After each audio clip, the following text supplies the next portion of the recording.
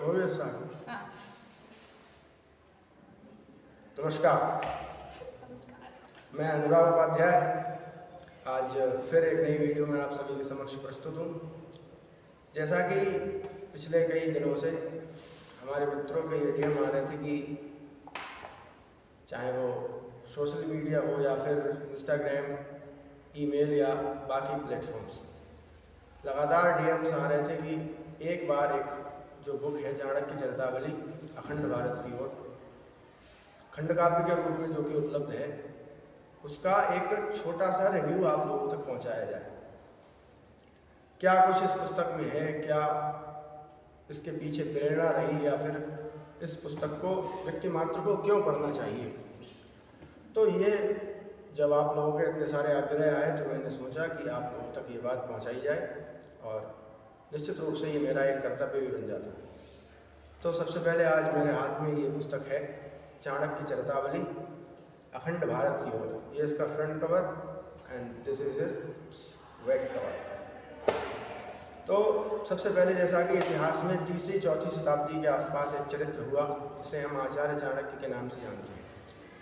जैसा कि वर्तमान में अखंड भारत की बात कई सारे राजनेता, कई सारे प्रवक्ता और कई सारे विद्यार्थी वर्ग में जैसा कि देखने में आता है कि अखंड भारत की एक बड़ी बात की जाती है, भारत को अखंड होना चाहिए।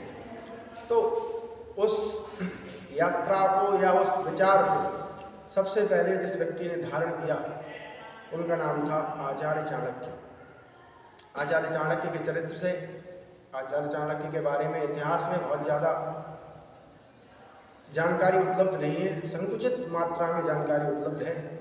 तो जिसको अध्ययन करके मैंने प्रयास किया है कि आप लोगों तक इसे पहुंचाने का प्रयास किया जाए।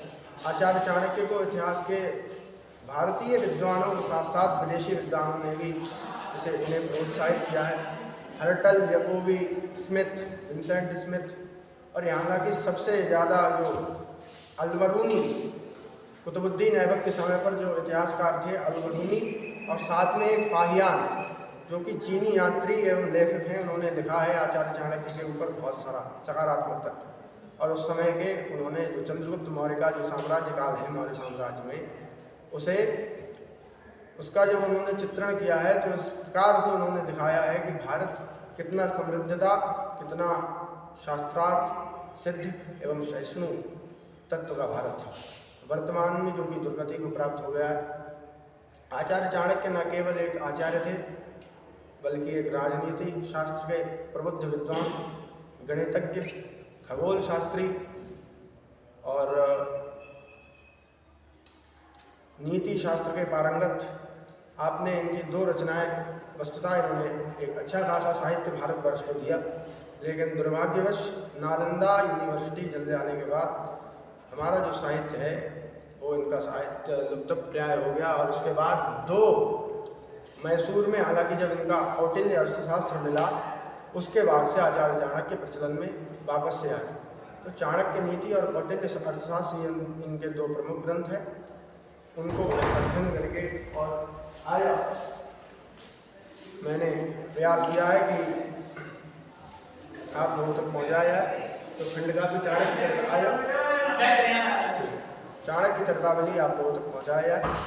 तो इस पुस्तक में वस्तुतः आचार्य चाणक्य के विशेष विदेशी आक्रांत सिकंदर एवं उस समय का जो नंद वंश के जो साम्राज्य के मगध के गद्दी पर जो विराजमान थे धनानंद, उनके विरुद्ध जो अभियान को जन्म देने में चुनौतियां आई, उन्हें मैंने काव्यात्मक रूप से उद्भाषित करने का प्रयास किया है। आशा है कि आप जब इस पुस्तक को आप पढ़ेंगे तो निश्चित रूप से आप चंद्रगुप्त की, जैसे कि इस पुस्तक में बात हुई है, तो उसमें उसकी गुरु भक्ति ने उसे रंग से राजा बना दिया। एक गिरे हुए व्यक्ति से एक सिंहासन, एक निम्न व्यक्ति से एक उच्चतम व्यक्ति, जैसे एक रचना में है गुरु योग से मूढ़ शिष्य सर्वोच्च उपाधि पाता है। तो गुरु भक्ति उद्भाषित होगी, निश्चित रूप से आपको कुछ ना कुछ सकारात्मक तत्व जरूर प्राप्त होगा, मेरा ऐसा विश्वास है। और चूँकि ये धारा वीर रस के काव्य में प्रबद्ध की गई है तो आपको कुछ ना कुछ ओजस्विता अपने भीतर प्राप्त होगी। और निश्चित रूप से यदि आप किसी कठिनाई से गुजर रहे हैं तो आप यदि इसका अध्ययन करेंगे, मनन करेंगे, अनुशीलन करेंगे तो निश्चित रूप से आपको एक सकारात्मक वक्त प्राप्त होगा। तब तक के लिए धन्यवाद। मिलेंगे अगली वीडियो। सूट भाई।